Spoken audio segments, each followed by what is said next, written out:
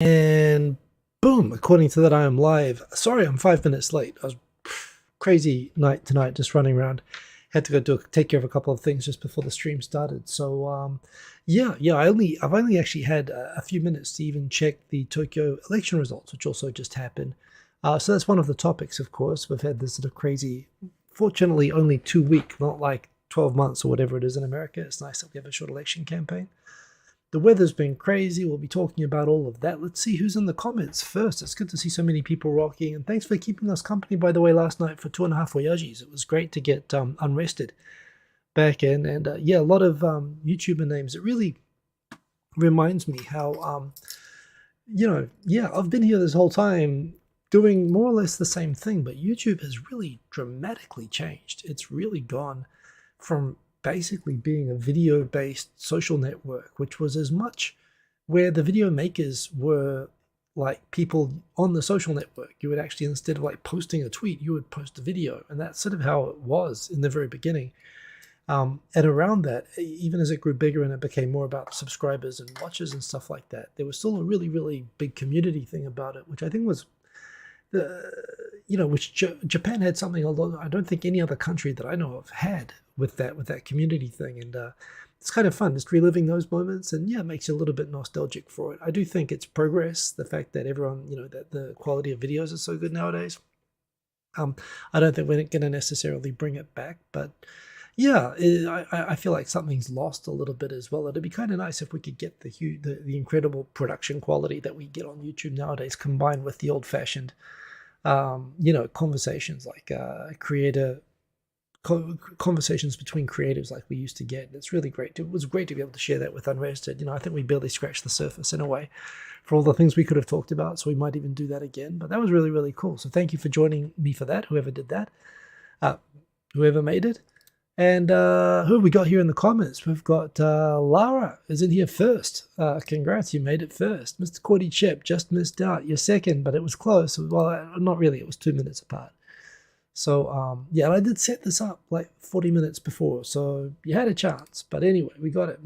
Shubas is here. Glad that you can make it. And also glad that thanks for leaving the comment when you watched it yesterday. So yeah, even when you couldn't join, it's nice to see when people manage to catch it up. And I'm noticing more people lately leaving comments on the recorded version, which is cool. It's nice to see those comments that stay, not just the live track comments.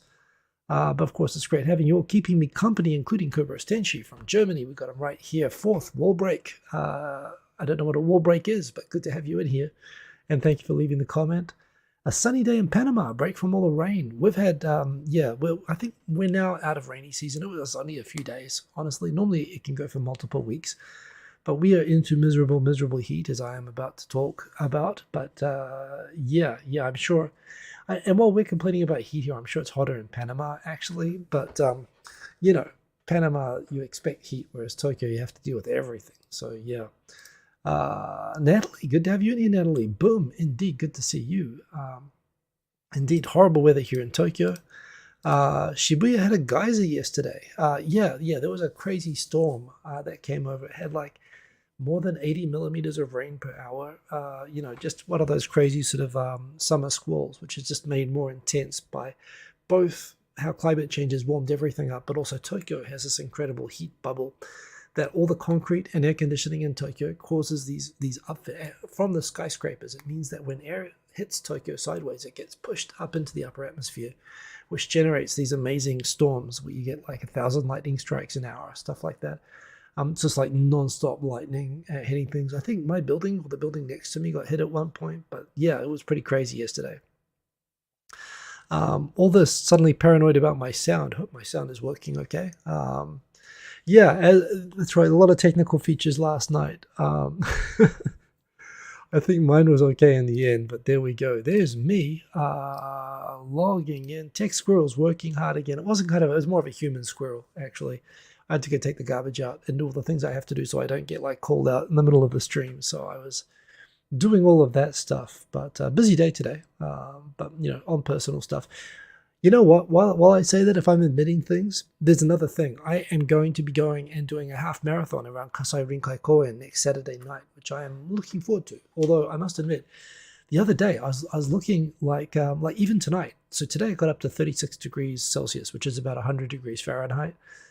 And it was only down to like 35 degrees at 6 p.m. And it was the same the other day. Every day this week it gets up, but the temperature takes time to drop because the humidity keeps the heat in the air. And this half marathon is at night, which is great. I don't have to run during the day, but it's starting at 6 p.m. when it still is in the mid-30s lately. So I am going to take a ton of drink. But around that as well, so you saw during the week I did this recorded set of music that I want to run to, basically, at my running pace. And while I really did like the mix. It was fun. It got nuked by YouTube. One track that you're not allowed to play. Most of the tracks the music companies will allow you to play if you don't monetize, and it'll leave it up. So about half of my after-party mixes are left up, where they're blocked in Belarus and Russia. They're all blocked in Belarus and Russia. But but some tracks are banned worldwide. And, if I hit one of those tracks and I don't know what they are in advance, then the whole video gets nuked. And that's what happened to the mix the other day. But I did actually record a clean version of that, and I took it out for a run and listened to the recording of it. And it was good for running, but I also realized, I want to redo that mix. I want to get, in a way, like not worry so much about picking new tracks like I always do when I'm playing, but actually pick tracks that will be really good for when I'm feeling like crap and are dehydrated and overheating and have run 20 kilometers and want to give up. I need music for that. So I'm going to redo the mix. And I was going through tonight, actually. I wasn't just doing home stuff. I was going through picking tracks to put into a playlist that I can go look at of all the pre-selected tracks that are good for that. So I'm not at risk of picking tracks that like where the BPM changes or where the mood doesn't fit. So I think I don't know how many tracks I dropped in, but it was enormous. By the way, after party tonight, I'm not going to do that the after party tonight because that'll be like a 2-hour mix when I do that. But anyway, so got a little bit distracted with all of that. So there we go, 6 meters high out of a manhole from the rain. Yeah, it was pretty crazy last night. Chris Jack, long time no see. I always say long time no see, but I feel like, you do come in now and again. So it always feels like, oh man, I haven't seen you for years. But I think I say that every time you come in, which is regularly. So I should just say welcome back. But good to see you, Chris Jack. Nice to have you here in the comments. Another long time YouTube follower who kind of feels familiar because that's really cool. We got a kampai from Shubis, a coffee there. Got Seb. Good to have you in here, Seb. We got hello, anyone swordfish. Hello, right back at you. Yuri the Bear Star Man from Ukraine. Good to have you in the chat. Hope everything is good with you. Sadiq Hakanguris, good to have you in here. There's been a lot of talk about the new yen notes and places in Japan going cashless. I think I've got a story to talk about that around. But the big story around that is, of course, that a lot of the vending machines and so on just haven't bothered upgrading. And a lot of shops are not accepting it. They're actually bringing in things like the QR code payment systems, mainly PayPay is the big one in Japan, and asking that people use that and getting rid of cash altogether. I think a lot of bus companies, they just found the cost of upgrading all their hardware for the cash too much. Also, for me, the bigger thing is pouring one out in memory of the 2,000 yen bill, which is, of course, not in the the band's getting back together, but they're not inviting the 2,000 yen note. It's a bit sad for the 2,000 yen note, but there you go. Breaking the fourth wall is a movie term. Yes, it is. I don't know. This is like a permanent fourth wall break situation, but yes, indeed it is. Looking straight at the audience. People saying hello to everybody. It's going to be 39 degrees near Kyiv this week. Yeah. I mean, on top of all of the other things, I follow news there. I follow Denis Davidov, his YouTube channel with daily updates. He's a pilot originally from Crimea, Russian-speaking Ukrainian, but very pro-Ukraine, obviously. And he's talking about how in the east of the country, the temperatures there are like in the 40s, and there's forest fires everywhere in the south, which I think the Russians are setting on purpose because they're getting their asses kicked at the moment in the south, which is a good thing. But of all the other problems to have, the fact that Russia's knocking out all the power and the temperatures are like that, I mean, geez. I hope you get all the things you need to, get your country safe and back to normal as soon as possible. Screw Russia. But and stay cool, take care, especially with everything going on. 23 degrees. Oh, you're in the mountains, Shibas. Okay, well, that's pretty cool. 23 degrees all year round. Well, that's pretty good. That's actually true like Singapore as well. That the temperatures are at least they're consistent. Here it's just so crazy up and down. It's horrible. Hello, everyone, including and Lara. Lara gets her own category. Yes, indeed. Hello to everyone. Uh, that's right. I'm familiar. I'm familiar. Oh, that's what you. Yeah, I know that's what that means. I'm not sure why you said that as a comment, but yes, indeed. Hey, BDBGP, good to have you in here as well. Nice to see. Wow, we've got everyone rocking. And Sated Sir from NYC, hot and humid in NYC. I must admit, I was actually looking like today. There was some Shizuoka broke the 40-degree barrier, which in Japan temperatures almost never rise above. And I was like, what is that in Fahrenheit? That must be like 120 or 130 or something like that. And I looked at it and it's like 104. And I was kind of disappointed. I must admit, there's this thing, because America chooses to use this outdated like temperature scale, that they're the only ones who use it. The whole world kind of, for me, I always, whenever I hear, oh, it was 110 today, I always kind of like discount it and assume it's less than it is. I know it is. Of course, it's hot. America's a huge continent and you get crazy hots and colds, but we don't really understand what you go through because you should put your temperatures in different scales. But yeah, sometimes when I actually do translate and I realize what the temperatures are, it's like, oh yeah, America has crazy weather. So yeah, definitely stay cool there in NYC. I know I'm complaining here about Tokyo. I mean, Tokyo really is shadeless and it's like a constant sauna. But I'm sure NYC is very much the same. I hear Chicago is like just about the worst for that, actually. Michigan, hot and cold. So we got all of that. Sound is good. Glad to hear that. That also shows I'm not really up on the comments. Let's rock it through and catch up. You take your peanuts shaken, not stirred. I missed something about peanuts there, but there we go. Anyone, Swordfish, which areas in Japan are the most livable in the coming decades, taking climate change into account? Well, you'd assume the north is cooler. You'd assume that Hokkaido, and a lot of people from Tokyo are moving up to Hokkaido just because it's got more wide open spaces, and your money goes a little bit further up there. But that said, I mean, in summer, probably on average, average temperatures are lower in Hokkaido, but they get 39 degrees days up there, just the same as down here. There isn't really a good place to escape except for altitude. So what a lot of rich people do in Japan. There's a few like resort towns. Shimoda by the beach, which still gets hot. That's in Shizuoka. Living by the beach, by the way, is a good way to escape heat, for example. There's always, the temperatures are always a little bit more moderate when you're near the coast. But the big one is Karuizawa, which is like, it's a town in the in Nagano prefecture. It's got quite high altitude. It's about 2,000 meters up, I think, and maybe less than that. But it's high enough altitude that, yeah, the air is a bit thinner and it gets a bit cooler. Of course, crazy winters. So this is the thing. Yeah, probably altitude rather than going north. The thing is, Japan's just impacted by being so close to the Asian continent, and we just get like body slammed the whole country. Ironically, actually, even Okinawa, again, a contradiction perhaps because Okinawa is so much further south, but because Okinawa is a whole bunch of small islands, the temperatures there are again moderated by the ocean. They never go as crazy high as they do in places like Kyoto and Osaka. And Nagoya, which are worse than Tokyo. They are the worst, and they moved the capital to Tokyo because the weather was so bad in the other big cities. So there you go. Anyway, let's. The music labels will do Pikachu face when everyone switches to using AI music. Yeah, we'll see what happens with that. Is it much of a big deal to dual stream to Twitch? Is that right? I think they do the music clamp down. Honestly, I've just got an audience there, and I also don't want to track two sets of comments. I want everybody to comment here. I think I can, since I'm paying for StreamYard, I think I can simul stream onto Twitch. Perhaps. Oh, by the way, I've got a question for everybody. Geez, it's already 10:50, although I did start 5 minutes late. I had some people asking me after the show when the video got taken down. They asked for a recording of the music. If you guys would like an MP3 version or an M4A file that you can keep on your phones, and if you want to listen to the music that I record on the DJ sets and download it outside of YouTube, I record a lot of these, and I'm happy to make them available. The only thing is, I don't really know a good way of doing that. Maybe Dropbox, SoundCloud, they get nuked right away. Most things have like copyrighted music detection things, and they get taken down. But if anybody knows a good way to share files of DJ mixes in a way that I could share, if people are interested, I would be interested in that. In terms of simulcasting, yeah, maybe I'll look into it, particularly if YouTube gets stricter. But I like the way things are working here, and I like this crowd. And I'd really like to encourage anyone who wants to watch to come join the party with you guys. But yeah, I might look into it if it gets worse.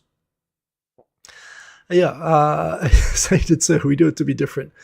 Yeah, well, and why not? America's big enough; it doesn't really have to do what the Europeans want them to do. So all of that. Twitch just mutes the track. Okay, the videos disappear after 2 weeks. Google Cloud. Yeah, maybe that's a good idea. That's a good way of doing it. Rumble's another good thing. But again, I'm okay with this actually. About 50% of my videos stay up, and that's enough. And I just enjoy the live thing. So now that we're caught up, let's go into the comments. And what have we got? So reverse order, going from newest to oldest. Oh yeah, this is kind of a cool thing. It's not really helpful for me, but YouTube's introducing an AI tool. One thing that I use that you hear when I do the DJ sets is that they use AI trained on copyrighted music without artists' explicit consent, of course. But you have to train it to be able to recognize the music that you want it to not play. And so the same as I can mute different parts of music, I can mute the vocals or the drums or whatever on tracks. YouTube's introducing a tool where when people can't monetize their videos because they shoot a video outside and some restaurant is playing copyrighted music nearby, this is going to detect the copyrighted music and mute it in the background, leaving all your other audio working, which is wonderful. So again, for all the there's all these things going back and forth about AI being good and AI being bad, but here's definitely an example of AI being, doing something that's good for creators, and good for, frankly, musicians that don't want their music being shared. Yeah.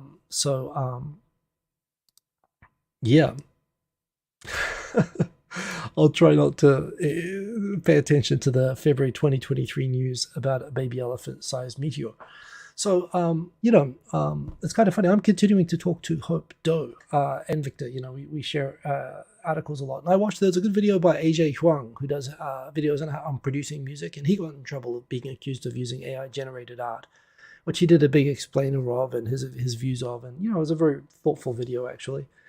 But this is kind of an example where, you could use the same AI, trained the same way to protect artists. So, there's always points and counterpoints to all of that. So today Shizuoka, the first 40°C day.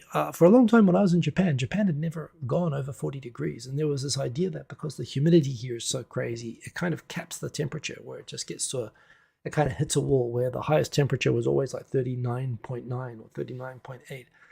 But the last couple of years with Japan broke 40 degrees for the first time. And today for the first time this year. So again, it's this climate change thing. Tokyo has a separate thing with the heat island effect, which is actually bigger than climate change accounts for 1 or 2 degrees, whereas Tokyo's had more than 5 or 6 degree temperature increase, which is because of the heat island effect. It's because the city itself generates heat in addition to climate change. But so the fact that a small town in Shizuoka, that's it just shows again that the world is getting hotter, and this is the coolest year it's ever going to be, probably, or it's not. It's certainly, we might have cooler years, but it's basically going to keep getting worse than this. I couldn't imagine being outside in that. I was actually supposed to go running tonight, so part of the whole preparation for this half marathon next week, in addition to the music, is I want to run, every 2 days beforehand and have a rest day on the Friday before I run on the Saturday, which means I'd run today. But it's just too hot. And, I went out for dinner earlier with my son, and it was still 35 degrees outside and it was dark. So it's still too hot to run. It's probably good about now, but I don't want to run right before I go to sleep. So I think the rule, I'm going to wake up in the morning, and although the sun, because we don't have daylight saving, the sun comes up in Tokyo at before 5 o'clock in the morning. So it's going to be still crazy hot and sunny in the morning, but I think that's the only time of day I can really do it at the moment. So yes, all of that. We've got just quick look at the comments. When will it stop? So soon people will be able to opt out as well and have their faces changed, advertisement, different ads and so on. Yeah, the whole Minority Report thing. I think actually the idea that, right, in Japan's very tough on privacy, that if you take a video or photos of street views or backgrounds or whatever, they have to blur all the faces. And, Google's actually for a long time, YouTube's had a tool that you can go blur out all the faces in the background. But I think having like an AI sort of take care of that, and people individually being able to opt out of being shown in videos or opt into that, and being able to cover up billboards and advertising in the background and stuff like that, and flip it around as well. I'm actually like, I'm okay with the principle of advertising existing, and I'm okay with ads that I want to see or that are relevant to me being targeted at me. I've always thought that, yeah, in some ways it's kind of better to, for them to know who you are, so that at least you're not seeing ads that are just annoying and irrelevant to you. But indeed, we are 100% heading towards an age where, like the Minority Report of ads that move around and talk directly to you and are customized for you wherever you go. Absolutely. Broccoli, good to have you in here, Broccoli. Hi, right back at you. So all of that stuff. Another big part of the news this week, I don't like to talk about crime news very much, but this has got a broader context that in addition to a US military in Okinawa abducting and I believe sexually assaulting a child, again, another case of this happening. It came out with all of the things coming out from this. First of all, that the U.S. forces in Okinawa, all the military in Okinawa are in principle protected. They have like a diplomatic immunity under the Status of Forces Agreement that if they commit crimes, they are primarily, they have to be handed over to U.S. military police who take care of justice. And the perception being, of course, that U.S. Military justice is more lenient on U.S. forces in Okinawa than local, and the perception that it avoids local justice.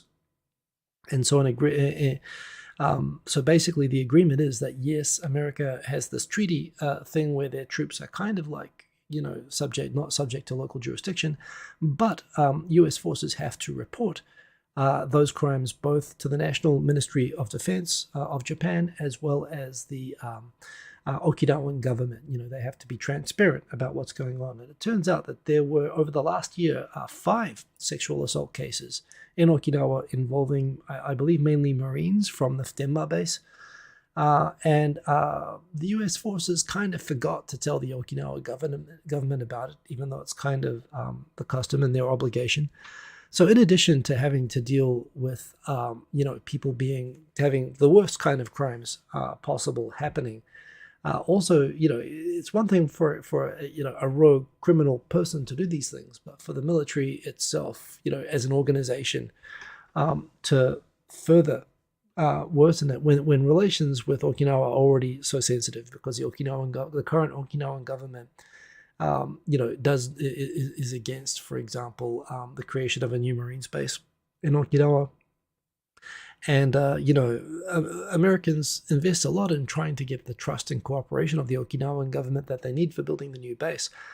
Covering up or even, in a way, be negligently forgetting to tell Okinawa is almost worse than covering it up, because that means they can't really do anything about it, But it's going to make everything worse down there.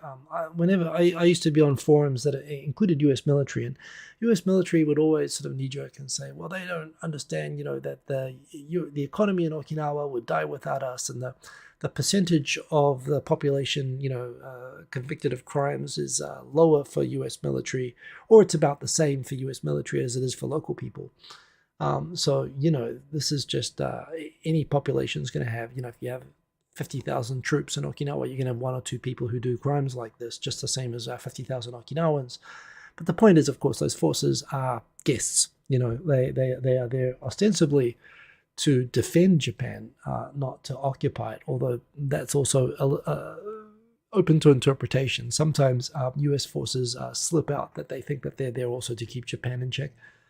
But the point being that, it's not really a good way to behave as a guest, obviously. And it's going to mean tough times if you're in Okinawa, if you're U.S. forces in Okinawa, particularly if you're a Marine. The bases, the U.S. forces there are going to have to crack down on time off base, for example, for troops, which is what they always do, but it's never really worked. So maybe it'll have to be worse. We'll have to find out about that. But yes, indeed, American military doing best to ruin their image in Okinawa even further. And some people might say that this guy, Denny, who, by the way, is the son of a U.S. serviceman who I believe he never met. He's sort of like, he he abandoned, or I don't know the exact story with the father, but he doesn't know him. But it means that even though the governor of Okinawa, Denny, is actually half American, he's very anti-American, and his support base is based on that. So that's a thing. Shubhas, I remember you mentioned that, and I mean, the base down there is enormous and incredibly important. This is from my perspective, like for me, stepping back. I've said it a million times. I'm sympathetic to what the people in Okinawa go through hosting the U.S. forces down there, and indeed the fact that the Okinawa is such an important location for global security as well as American and regional security, that America didn't give Okinawa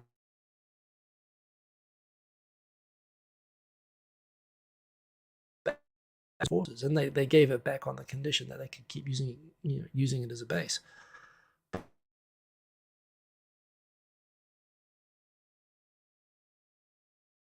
Buses left Taiwan and South Korea, and maybe the Philippines and the whole Southeast Asia.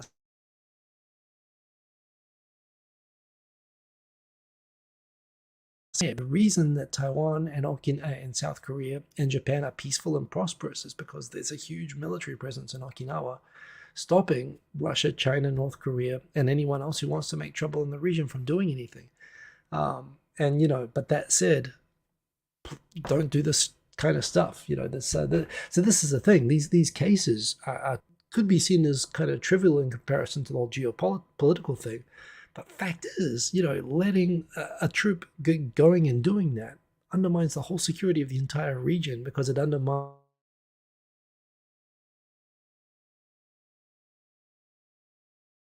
not safe there in Okinawa. So yeah. Oh no, the sound went out. Okay, this will be.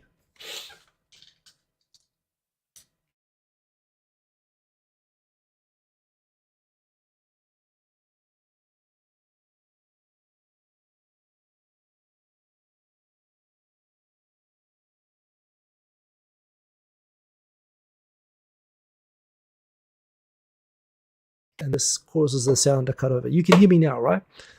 Technical feature for the day. So yes, moving on. Interesting that there's a. Sorry about that. That was completely rogue AI. Definitely rogue AI. Skynet. I know too much. But point being that yes, while it's tough for Okinawa, it's also like without those U.S. forces in Okinawa, the whole region goes up in flames, which is why it's important for America and the region's sake, as well as just doing the right thing, not to do that sort of thing. Anyway, in terms of a tourism survey on things, biggest complaints from tourists about Japan. That picture is not getting any bigger. Can I enlarge this somehow? Let's do this. Open image, a new tab. Okay, I can do this. So this has a survey. It's in Japanese from tourists of things that they are their biggest complaints about Japan. Down the bottom, no problems in particular came out the highest, or actually second highest. 29.7% of people had no problems whatsoever. However, at 30.1%, the biggest problem cited was lack of rubbish bins. Other problems cited, 22.5%, was communicating with staff, particularly that they, that for example, at travel facilities and hotels and so on, places that they're staying, people don't speak English specifically, and having communication issues was the second biggest cited problem from tourists surveyed in Japan. And you can see, by the way, the orange side is last year. In fact, no, it's from 6 years ago, and this one is from last year. So you can sort of see a trend over time. So the rubbish bin issue is more of a concern now. It used to be 38% of people had no complaints, whereas now more people complain about rubbish. More people are complaining about the language thing as well, which is kind of interesting. The Wi-Fi issue, which actually, mobile Wi-Fi, 11% of people used to complain. That's gone down to 9.6, although it still is kind of the same. My comment on the tweet here was that what kind of kills me about this was I remember when these bins got taken away, there was somebody dropping like bombs, like small homemade bombs into rubbish bins around Tokyo. And so it's a safety thing. In fact, I think they were putting them into lockers and train stations. And one of the explosions injured somebody. And so, and this was like in 1999. So they removed, over New Year's, they removed all the rubbish bins from around all the train stations in Tokyo. And it was massively inconvenient. But what happened was, it turned out to be like a social experiment, that when they took away the rubbish bins, what would happen in places like Shibuya is that there's so many people that when you have a rubbish bin, the rubbish bin, like within 5 minutes, is overflowing. And people would figure that, well, if I throw my rubbish, if the rubbish bin is overflowing, I'll just throw my stuff near the rubbish bin, and whoever tidies up the rubbish bin will pick up all the rubbish. But when they took the rubbish bins away, people, didn't feel like they could throw their rubbish away like near the rubbish bins. And so it ended up that it just happened that not only was there less work for going around and collecting the bins and cleaning up around them, but people were not throwing rubbish away. They were holding on to rubbish and taking it home. And this led to, in the early 2000s, the government realizing that actually it's more effective for fighting litter to not provide rubbish bins. People litter less if you do not give them rubbish bins, or at least this is how it is in Japan. And so everyone, of course, when you come from countries with rubbish bins everywhere, it's inconvenient because you want to throw stuff away. But the rule in Japan is you keep a little plastic bag in a backpack with you, and you keep all your own rubbish and you throw it away when you get home or back to your hotel or whatever. The Sainted Sir saying that you never had a problem finding a bin for a 7-Eleven. They normally have them outside. The convenience stores recently have stopped having rubbish bins outside. They moved them all inside. And they limit the rubbish to only being rubbish from inside. They have signs like, don't throw away rubbish, not from here.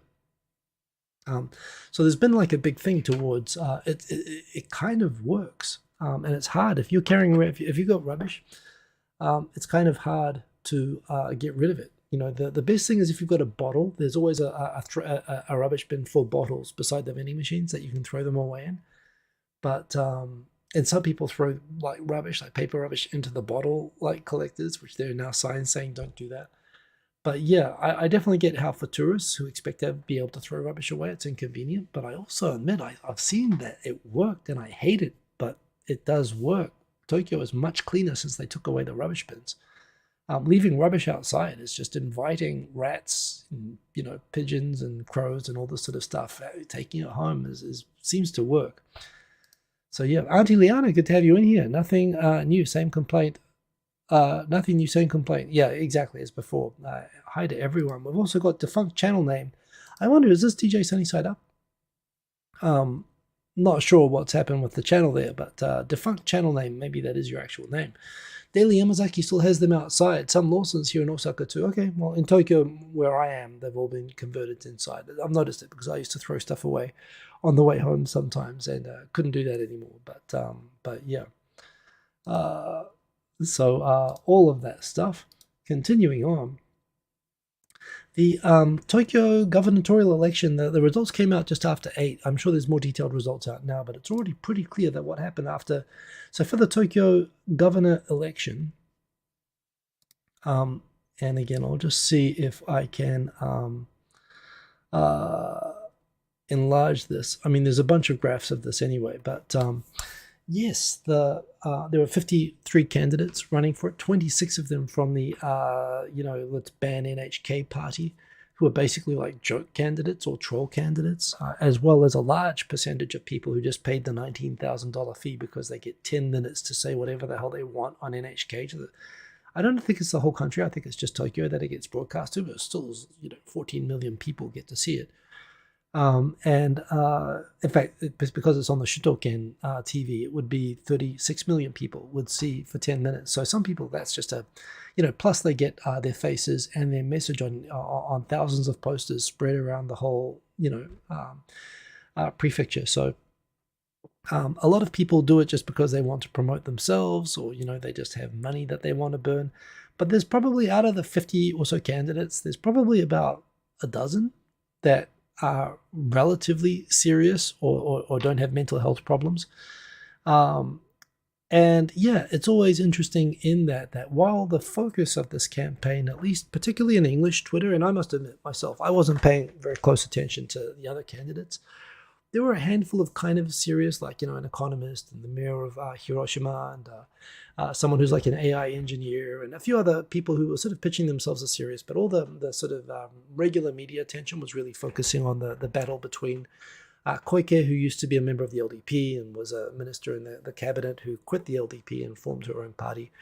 And on the other side, Renho Shah, who's from the opposition Constitutional Democratic Party and was endorsed by basically all the left-wing national parties. And also used to be a TV announcer and is kind of charismatic and so on. And she was campaigning very loudly, mainly around the whole Meiji Gaian redevelopment and sort of green issues in Tokyo, and saying that Koike, former environment minister Koike, had done a terrible job. And they were debating that. But there were a lot of other campaigners. And it turns out in the end that while they were fighting each other, the end result was that Koike won by a landslide. In fact, I'm just thinking this image, I must have shared a link to this. You know what? Koike won it by a landslide. She won it comfortably. But second, and comfortably second, was the former mayor of Hiroshima, who I didn't even really notice, but apparently, and the mainstream media didn't really take him up very much either.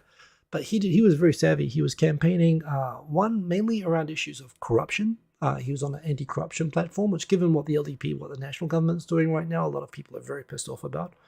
So that message resonated, and he mainly did his campaigning through TikTok and YouTube. And he reached more people. And you can sort of tell that in this graph here, which kind of shows green is, vertical is by age, people in their teens, 20s, 30s, 40s, 50s. And you can see Koike's support gets bigger as people get older. And so does Renho's actually as well. But this purple one in the middle, this is the guy who campaigned basically an anti-corruption platform on YouTube and TikTok. And you can see he gets much more support. In fact, for people in their 20s, he got more support than Koike by the looks of it. So actually, kind of an outsider, this guy Ishimaru, he did very, very well. So in the end, Renho, who the whole joke was about how when Renho was on a budget cutting committee and was asking bureaucrats to, when the CDP briefly was in government, and they were trying to stave off increasing sales tax by cutting spending, public spending, and having people justify their programs. And the famous, committee thing where somebody came up from the supercomputer project saying that they needed $1 trillion or something to keep first place in the race to have the world's fastest supercomputer. And she was saying, hey, can't we just have the second fastest supercomputer? And everyone was sort of outraged. And everyone was saying, this whole thing, can't we just be second? They were asking her in this campaign, hey, so you're okay with being second? And she said, oh, no, I want to win. But she actually came third, which surprised even me, actually. And it was pretty clear that it was going to be a comfortable win for Koike. She's a very savvy politician. But another thing that comes out from this is overwhelmingly women voters supported Koike. Like, they really carried her. Men and women were about equal on Renho. They didn't support Ishimaru so much, but they overwhelmingly supported Koike. So, and this is the thing, when you remember in Japan that political parties in a country with proportional representation. So if you've got a list of politicians, you don't even vote for half of the people. You just fill a list full of people who will go and vote with your party in parliament. And yet for all of that, Japanese political parties only put forward 8% of candidates in Japan are women. And yet you get a competent women candidate, and that basically is the difference in Tokyo. The fact that Koike, it made a big difference. The pink, by the way, the fourth place getter in Tokyo, Tamogami, interesting guy. There's another tweet coming up about him. He used to be like a bombardier general. He was in the Air Self-Defense Forces, very right-wing, very Japan never did anything wrong, and campaigned on wanting to be tougher on foreigners because Tokyo's too nice to foreigners. Bozo was not from Tokyo, from what I understand. So basically, he's kind of the Nigel Farage, the sort of, quasi-palatable, far-right reform type person. Didn't get much of a foothold. The other, from the right-wing perspective, I'm always interested to see how Makoto Sakurai goes. He's a far-right candidate who is pretty much, a lot of foreigners say he's anti-foreigner, which he is, but he's more specifically anti-North Korean first and Chinese second. Like, he shows up at protests, which basically are harassing North Korean schools, literally trying to intimidate and kind of brown shirt tactics against like kids. And it always kind of shocks me that for a party that wants to remove the sort of the legal rights of these fourth generation Koreans who live in Japan, that, you know, he often gets like 100,000 votes, which is a very small, it's like 0.1% of the vote. But it's kind of alarming to think that there are that many people who are basically voting for a straight up brown shirt in Tokyo. So I'm kind of curious. I mean, that said, it's a small percentage, but it'll be interesting to see how the votes end up. But yes, in the end of the day, after all of the joker, let's, one candidate saying let's legalize prostitution, one candidate saying let's ban ugly old women from being prostitutes. I mean, literally, one guy who wanted to sacrifice himself for the emperor and bring back the old samurai campaign, walking around in a samurai suit. Yeah, for all the candidates that we've had, at the end of the day, it was just Koike. So a bit of an anticlimax, I suppose. Although, you know, to me it was interesting that the second place getter was actually some foreigners kind of crushed. A lot of foreigners were really hoping and openly supporting Renho, and disappointed that it didn't go well for her. My take that I set up here is apparently this is what how most Japanese are analyzing this. The CDP, the Constitutional Democratic Party, did terribly in Tokyo in the last election, in spite of the LDP being so bad. Among the many reasons that the main opposition party still never gets any votes, even though everyone hates the government, is because they coordinate, they strategically cooperate with the Communist Party, which in Tokyo just means that effectively, you know, just the fact that they're partnering with the communists it guarantees you the 10% of voters who are communists, which is a large chunk in Japan. But it puts off everybody else. And that's part of what killed the CDP. All the LDP had to say was a vote for the CDP is the same as a vote for the communists, which strategically it was. And Renho sought and got the support of the Communist Party. And that, I think, probably put off a lot of like regular voters. It got her a solid block of votes, but it put off all the moderates who it looks like when voted for this other guy. Among other things, although I saw that Rochelle Kopp is saying that the mainstream media didn't cover her properly, and you know, but also people pointing out that the second place getter was very savvy about using social media. So anyway, interesting election there, but all of that, all this of taxpayer money wasted is she wanted to watch a damn football game. I think I missed something there, but. Yeah. Well, you know, again, it just shows that there is something to be there. There's a big chunk of untapped political support for just putting a woman out there. Black Tengu, good to see you. Hot and sunny Athens. Yeah, I hope you're okay. I know it gets crazy hot out there. Defunct channel name. Are you the only one who actually likes NHK? Feels like it. For public broadcasters, they're pretty great.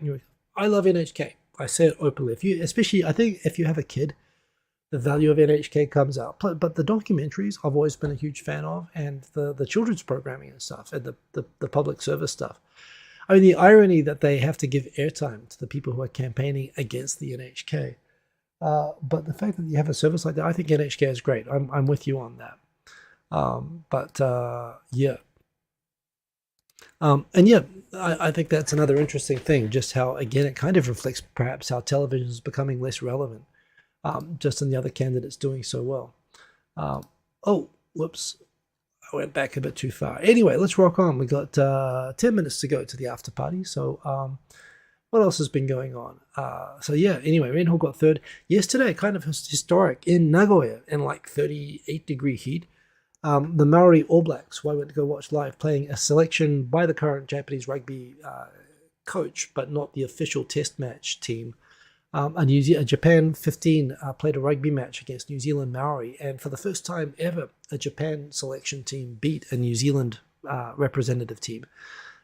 Japan has played in tournaments against the New Zealand Maori before, but they've never beaten New Zealand Maori, which, for what it's worth, New Zealand Maori make up about 20% of the population, 20 to 30%, because you can be Maori if you're 1/32nd Maori, and you you have basically an enhanced vote and a whole bunch of some other benefits if you're Maori. And so you basically, if you have like a single Maori ancestor from the mid 19th century, you basically get to be Maori in New Zealand. There's a lot of advantages to it, and it's one of the ways that we have like a New Zealand A team, or we have we have lots of ways that we select rugby teams, but we also select a New Zealand team full of people with Maori who don't make the top All Blacks team.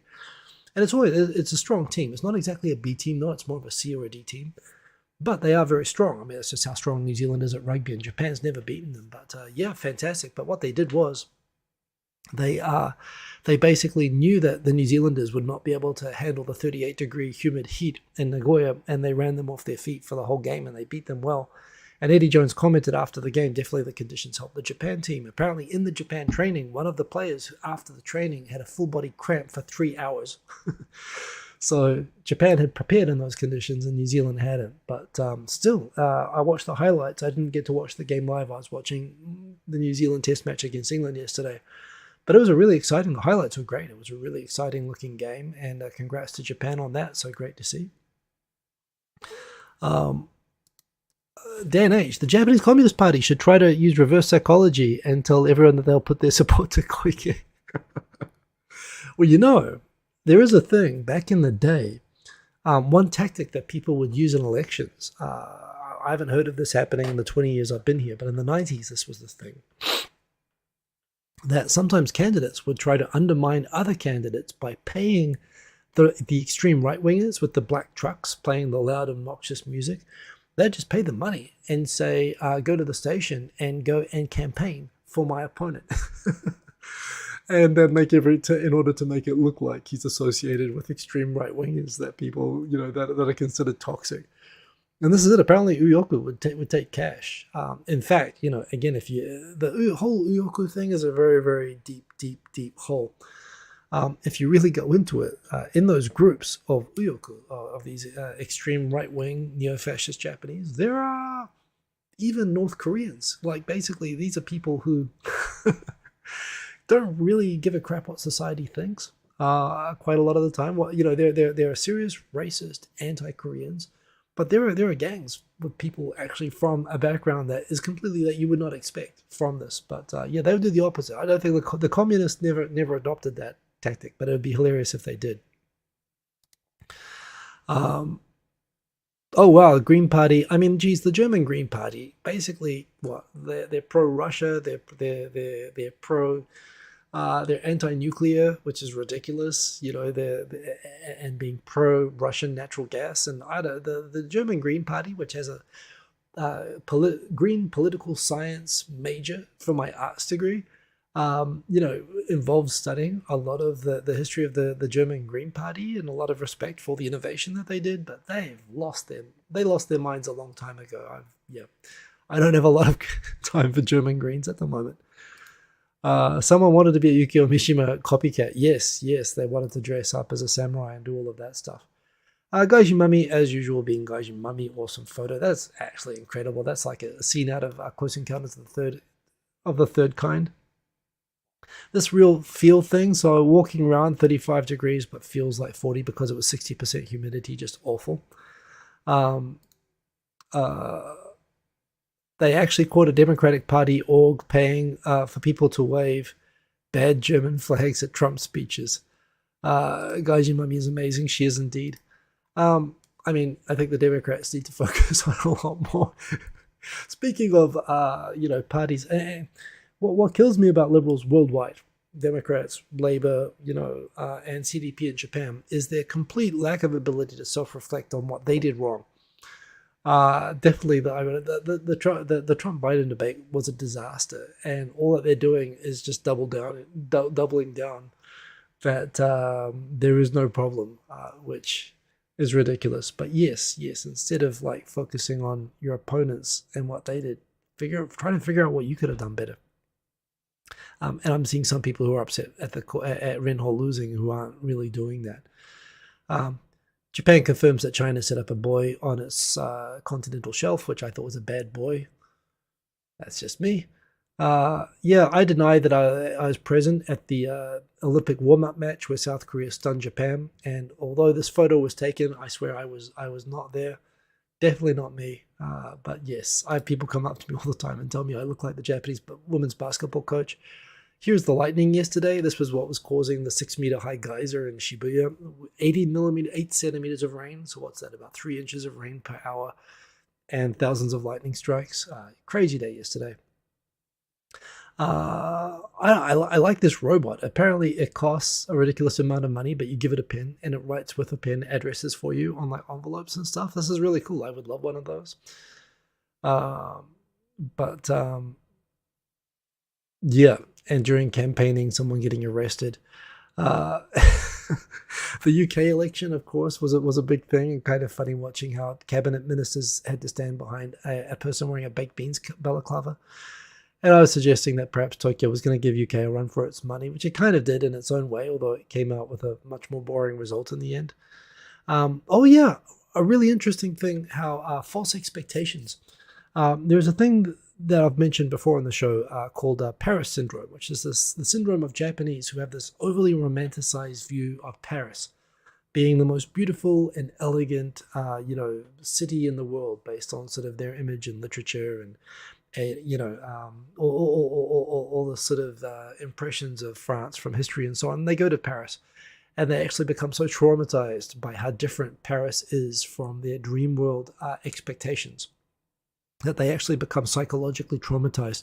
And it's actually a specific condition. There is a at the embassy for Japan in Paris, there is a desk that handles Paris syndrome cases of people who have like dissociative disorders, who have nervous breakdowns when they realize that France is kind of dirty and rude. It turns out the inevitable that there is now apparently some kind of a weeb version where there are so many people coming to Japan who have their image of Japan based around their love of digesting anime, and finding that when Japan is not at all like how anime is, that they have a similar sort of dissociative psychological breakdown in Japan. Of course, it's obvious to say that Japan is not anime, and it's always a little bit of a joke that people would say for years, anime isn't real. But I do also kind of understand that a lot of the sort of culture, fact is, anime is by nerds for nerds, and it's often portraying the sort of social interactions and the sort of situations and culture that those nerds wish they had, that anime is escapist within Japan. And that escapism, I get how that appeals to a lot of people, and they expect to come to a place where everybody acts a certain way and is accepting of other nerds. And no, Japan is not kind to nerds. It's much kinder than it used to be. I mean, credit to the nerds. The nerds have stopped cannibalizing people and carrying out strange mass murders and stuff like they did in the 90s. The 90s was a bad time to be a nerd in Japan, and this is where I remember my sister gave me a Ghost in the Shell t-shirt. Like, I didn't really care about anime, honestly, in the 90s. When I was at university, I was living with a Japanese girlfriend, and my sister gave me a Ghost in the Shell t-shirt for my birthday just because she knew I was into Japan. I was like, yeah, cool. Graphic art t-shirt of a Japanese motif. Yeah, I'll wear that. I don't think I even wore it for a day. I came home one day and I went looking for it. I was like, hey, asked my girlfriend, hey, have you seen my shirt? And my girlfriend came up to me and says, look, I can't be with a man who would wear a shirt like that, so I threw it away. It didn't work out, but not for other reasons. She explained to me that, discrimination against otakus was harsh back then. It's not nothing like that now. But that said, apparently now we are getting these tourists who are coming to Japan, and people are coming to Japan to live expecting Japan to be some sort of anime-like paradise, and it is not. So, yes, the world is not anime. Yoni, good to have you in here. Boom, right back at you. What have we got here? Oh, God, I mentioned that the former Air Self-Defense Force right-wing guy, the sort of Nigel Farage guy, you're good that there's both no audio on this, and if you can't speak Japanese, that's a double save, because otherwise you'd have to listen to a guy doing an impromptu rap battle, where someone asked him a question like, "Hey, why are you so tough on foreigners? What'd they do?"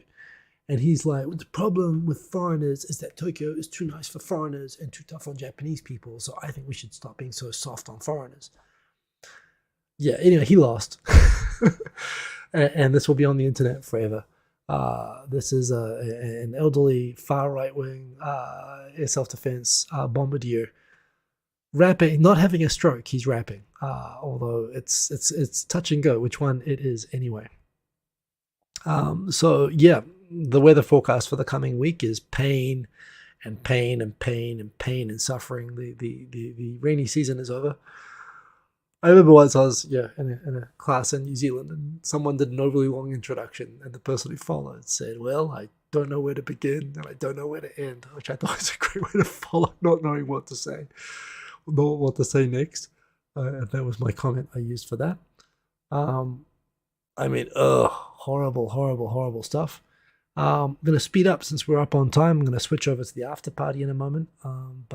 Yeah, UK, wow. I mean, the Tories got nuked, but that was, of course, expected.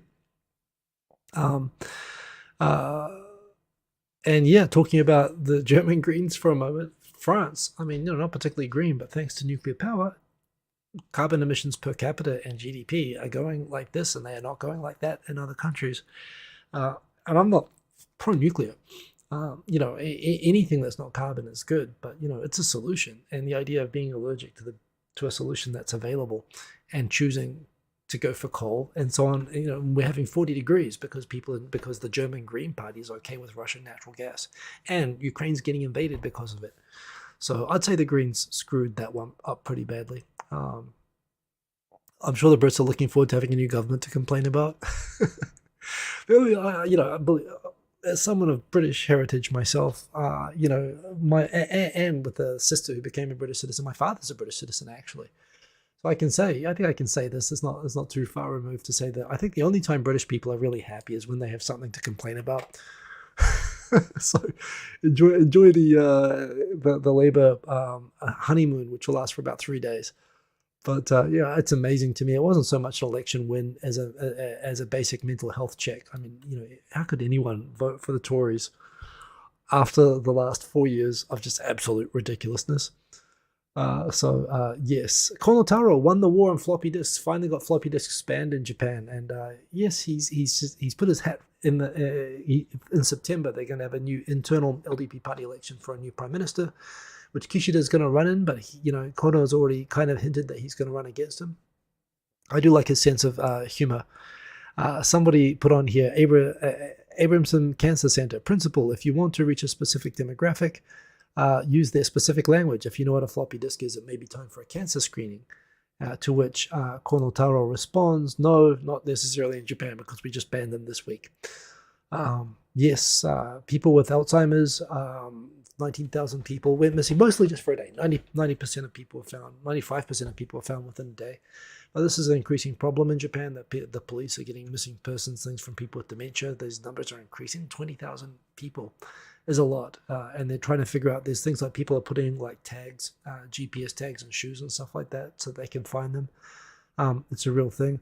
Another type of harassment, apparently, I've talked about sighing harassment before, but now some people are taking the position that a single sigh, involuntary reactive sigh at someone at work itself is enough to constitute blowing air exhalation with frustration, harassment, or fukihara.